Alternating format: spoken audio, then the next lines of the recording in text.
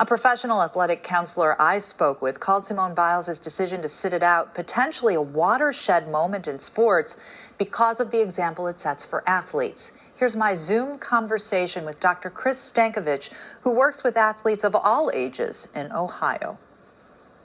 Athletics in general are as competitive as they've ever been, from professional down to youth level.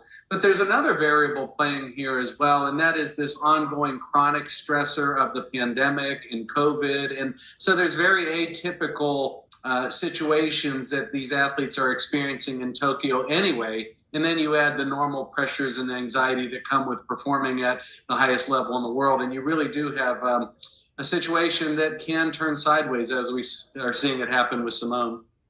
How courageous was it for her to step back and say, wait a minute, I'm going to step aside?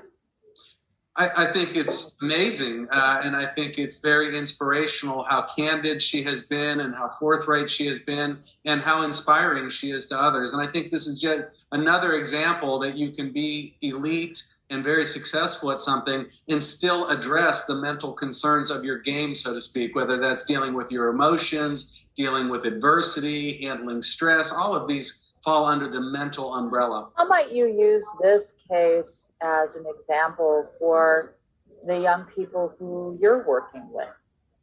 Well, I think it shows that none of us are perfect, and no matter how many high scores you get in your respective sport, there's always going to be peaks and valleys, ups and downs, tough times, things that you can't expect, things that you can't control. And so you have to be equipped and resilient and able to respond to stress, adversity, frustration, and failure. And that doesn't always come naturally to people. So to get a little assistance isn't a bad thing. To step aside and not compete, is that an option for everybody? Well, it kind of depends on who you are. As far as Simone goes, this young lady has been remarkable, arguably the greatest of all time. So I think if she wants to step aside to kind of get some things in check, I don't know any one of us that can tell her different. What is the teaching moment in what happened with Simone Biles in Tokyo?